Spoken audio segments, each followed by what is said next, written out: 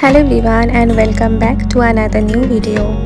আজ হলো দুর্গাপুজোর মহা অষ্টমী, তাই সকাল সকাল ঘুম থেকে উঠে আমরা স্নান করে রেডি হয়ে বেরিয়ে পড়েছি দুর্গাপুজোয় অষ্টমীর অঞ্জলি দেওয়ার জন্য।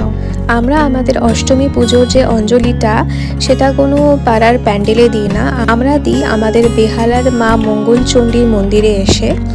এখানে সকাল সকাল যেহেতু আমরা চলে এসেছি, এখন ঘড়িতে বাজে মাত্র সকাল 8:30, তো তার মধ্যেই বেশ পুজোটা খুব ভালো করেই আমরা দিতে পেরেছি। আর মায়ের কাছে পুজো দেওয়ার পরে আমরা আশেপাশের যে মন্দিরগুলো রয়েছে, যেরকম রাধাকৃষ্ণ মন্দির, বজরংবলীর মন্দির, ওই মন্দিরগুলোতেও ঘুরে যাচ্ছি।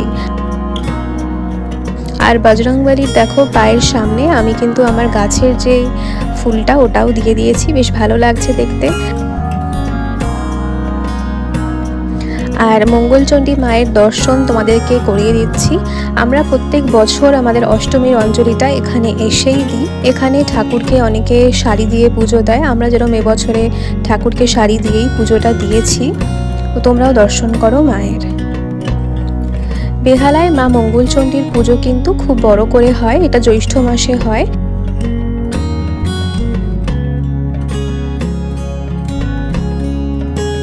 পুজো দিয়ে বাড়ির দিকেই ফিরে যাচ্ছিলাম, কিন্তু ভাবলাম যে এই বেহালার এই প্যান্ডেলটা কিন্তু আমাদের এবছরে দেখা হয়নি। সেটা হলো বেহালা নতুন দলের প্যান্ডেল। তো তাই জন্য ভাবলাম যে রাত্রেবেলা তো ভীষণই ভিড় হয়, ঢোকা পায় পসিবলই নয়। তো তাই জন্য আমরা এই সময় মানে সকালের এই 8:30, 9টা এই সময়টাতেই চলে এসেছি। এইখানে প্যান্ডেলটা খুব সুন্দর করেছে, কোনো একটা মন্দিরের আদলে করেছে।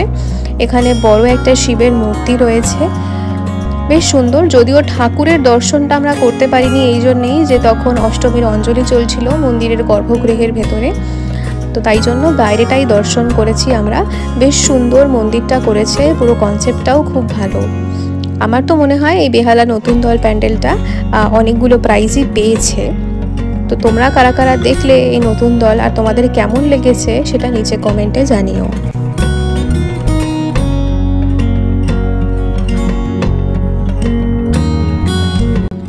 আজকে বাইরে রয়েছে একদম খটখটে রোদ, আর সাথে ভীষণ হিউমিডিটি, তাই জন্য একটুখানি কোকোনাট ওয়াটার আমরা বেরিয়ে খেয়ে নিলাম। আর বাড়িতে ফেরার সময় আমাদের পাড়ার যে প্যান্ডেলটা সেখানেও আমরা চলে এসেছি আমাদের বন্ধু বান্ধবদের সাথে একটু দেখা করার জন্য। তো এখানে দেখলাম অষ্টমীর অঞ্জলি তখনও পর্যন্ত হচ্ছে।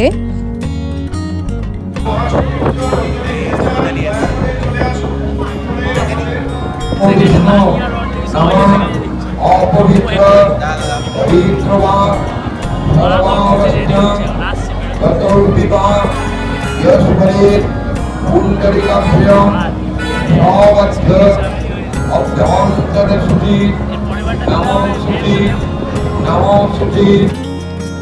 ব্যাস সবার অঞ্জলি এখানে মোটামুটি দান। আর আমি এখানে আমার বন্ধুদের সাথে কিছুক্ষণ ফটো তুলে নিলাম। এই পাড়ায় মায়ের মুখটা কিন্তু বেশ সুন্দর করেছে, তোমরাও মায়ের দর্শন করো। অষ্টমী পুজোর কিছুক্ষণ পরেই হবে সন্ধি পুজো, তার মানেই হলো নবমী।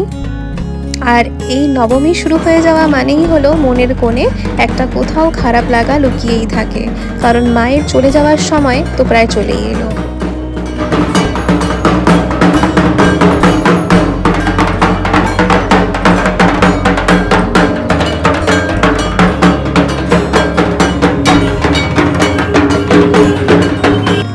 বাড়িতে ফিরে আরও 1 গ্লাস মতো জল খাওয়ার পরে একটুখানি বেটার ফিল করছি, কারণ বাইরে ভীষণ গরম। আর ভাবলাম যে লুচি পরোটা এই সমস্ত না খেয়ে একটুখানি ফ্রুটস দিয়েই সকালের ব্রেকফাস্টটা সেরে নিই। আবারও পাড়ায় চলে এসেছি এখন দুপুরবেলার সময়। দেখলাম সন্ধি পুজো অলরেডি ডান, আর আমরা এখানে আমাদের আজকে ঠাকুরের ভোগ প্রসাদটা খেয়ে নিয়েছি। রয়েছে এখানে খিচুড়ি, আলুর দম, সাথে পোলাও আর সাদা পনিরের তরকারি। প্রত্যেকটা খাবারের কিন্তু স্বাদ খুব সুন্দর হয়েছিল। আর এখানে পাড়ার সমস্ত দাদারা মিলে আয়োজন করেছে আর সবাই খাবার দিচ্ছিল। দুর্গাপুজোর সময় সবাই মিলে একসাথে পাড়ার কাজে নিযুক্ত থাকা, এর আনন্দ কিন্তু একটা আলাদাই লাগে।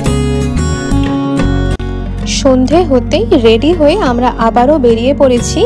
অবশ্যই দুর্গাপুজো মানেই তো প্যান্ডেল হপিং, কিন্তু আজকে আমরা প্যান্ডেল হপিংটা একটু কম করব, তার জায়গায় করব আজকে একটু পেট পুজো। অষ্টমী মানেই তো পেট পুজো, কি বলো? আমরা বাঙালিরা অষ্টমীর দিনে কিন্তু নিরামিষ খাই না, আমরা তো অ্যাটলিস্ট খাই না, তো আজকের দিনে আমিষ তো হতেই হবে।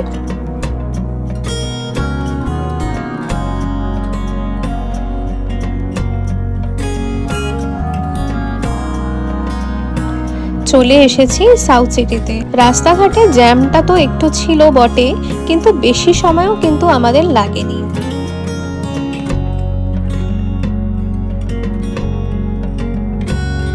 চলে এসেছি সাউথ সিটির একদম টপ ফ্লোরে, যেখানে ফুড কোর্টটা রয়েছে। আর এখানে আমরা ভাবছি এই পাবগুলোর মধ্যে কোনটায় যাওয়া যায়। দেখলাম লর্ডস অফ ড্রিঙ্কসেও অনেক লাইন, আর সাথে স্ক্যাপিয়ার্ডেও অনেক ভিড়। আর তার জন্য আমরা তার পাশেই একটা ছিল সোডা বটল ওপেনারওয়ালা, তো এরকম নামে একটা ছিল কিছু একটা পাব, তো সেটাতে আমরা চলে গেছি। এটাতে ওয়েটিং টাইম খুব একটা বেশি ছিল না, ওই 20 মিনিট মতো ছিল। এর ভেতরটা কিন্তু বেশ ভালোই ছিল, আর পুজো স্পেশাল একটা ডেকোরও ছিল এখানে। এই পাবটা একদমই নতুন খুলেছে, আর আমরা খুব একটা বেশি আসিও নি এইটাতে। আমরা ইউজুয়ালি স্ক্যাপিয়ার্ডেই যাই, বাট আজকে যেহেতু এতটা ভিড়, ওই জন্য ওটাতে যেতে পারলাম না। এখানকার ভাইবটাও বেশ ভালো, মিউজিকও বেশ ভালোই রয়েছে। তো আমরা চলো চটপট করে এখানে মেনু দেখে কিছু স্টার্টার্স অর্ডার করে দিই।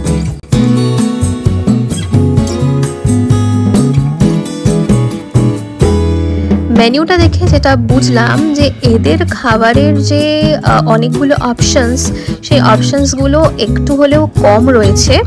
তো আমরা তার মধ্যে থেকে যেগুলো পারি, তো সেগুলোই আমরা মোটামুটি অর্ডার করে দিয়েছি। তো দেখা যাক আসার পরে কেমন হয় কি না হয়। অর্ডার করেছিলাম একটা চিকেন উইংস, সেটা কোরিয়ান স্টাইলে ছিল, আর মাটনের একটা কিছু ডিশ ছিল, মানে ওই কাবাব, ওটাকে পেঁয়াজ দিয়ে কিছু একটা মিক্স করে, এক্স্যাক্ট নামটা আমি একদম ভুলে গেছি।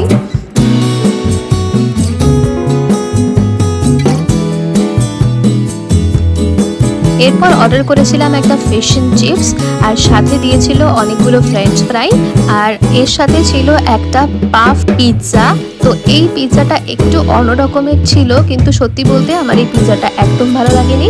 এই কোরিয়ান স্টাইলে যে চিকেন উইংসটা ছিল ওটা ভালো লেগেছে, আর সাথে ফিশ অ্যান্ড চিপসে যেটা ছিল ওটা ভালো লেগেছে।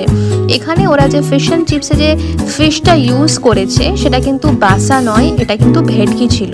তো এটার টেস্টটা আমার বেশ ভালো লেগেছে।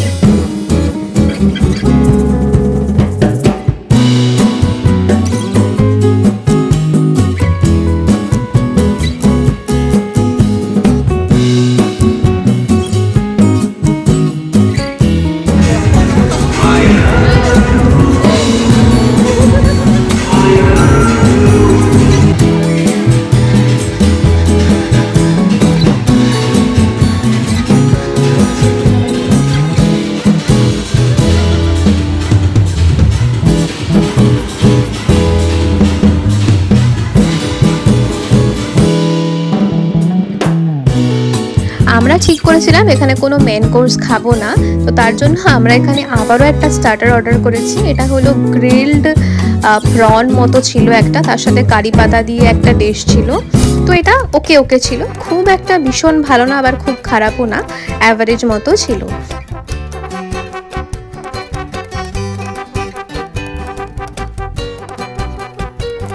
ব্যাস, এইখানে কিন্তু ভাইবটা বেশ ভালো ছিল। আমরা সেজন্য দেখতে পাচ্ছ বাইরে বেরিয়েও আমরা নাচানাচি করছি। তো আমাদের এখানে বেশ ভালোই কেটেছে সন্ধ্যেটা। এরপরে আমরা ভাবলাম যে চলো একটু বেরিয়ে একটা কোথাও একটা ডিনার গিয়ে করে আসি। আর ঘড়িতে তখন বাজছিল প্রায় রাত্রি 11:30 পৌনে 12টা মতো। তা সত্ত্বেও দেখো সাউথ সিটিতে এখনও কত ভিড়। আর সাউথ সিটি থেকে বেরোনো মাত্রই আমরা দেখলাম বেশ ঝিরিঝিরি না, একটু জোরে আস্তে আস্তে বৃষ্টিটা কিন্তু শুরু হয়ে যাচ্ছে।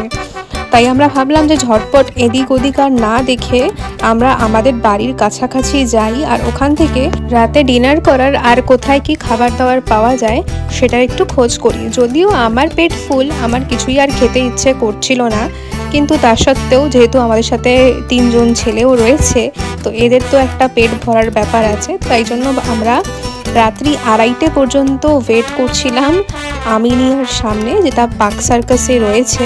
আর বাইরে তখন অঝোর ধারায় বৃষ্টি শুরু হয়েছে। অষ্টমীর সন্ধ্যেটা ভালো কাটলেও রাত্রেবেলা কিন্তু বেশ জোরে বৃষ্টি হয়েছে।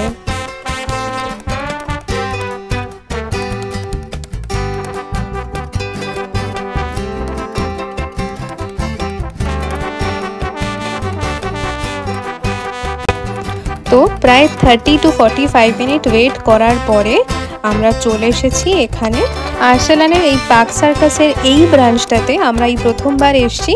এর ভেতরে ইন্টেরিয়রটা বেশ ভালো, আর আসার সঙ্গে সঙ্গেই আমরা অর্ডার করে দিয়েছি এখানে mutton biryani, chicken biryani, salad আর সাথে একটা ফিরনি। আর এখানে গ্লাসগুলো দেখো কি সুন্দর লাগছে, আমার তো ওইটা বেশ ভালো লাগছে। আর পাশেই দাদা অর্ডার করেছিল এখানে ফিশ কাবাব। আমি এখান থেকে শুধুমাত্র একটুখানি 2 চামচ চিকেন বিরিয়ানি টেস্ট করেছিলাম। আরসালানের এই ব্রাঞ্চটাতে তোমরা যদি না খেয়ে থাকো অবশ্যই একবার এসে ট্রাই করো। এইখানকার বিরিয়ানিটা নিয়ে জাস্ট কথা হবে না। পার্ক সার্কাস মোড়ে যেটা রয়েছে ওইটাতে আমি খেয়েছিলাম, এটা পার্ক সার্কাসের আর একটু পেছনের দিকে, মানে ওই ব্রিজের ওইখানটায়। আর ফিরনিটাও দারুণ ছিল। ব্যাস, দুর্গাপুজোর অষ্টমীটা আমরা এভাবেই স্পেন্ড করলাম। দুর্গাপুজোর অষ্টমী তোমাদের কেমন কাটলো নিচে কমেন্টে জানিও কিন্তু। চলো টাটা, আর সবাইকে জানাই বিজয়ার অনেক শুভেচ্ছা আর অভিনন্দন।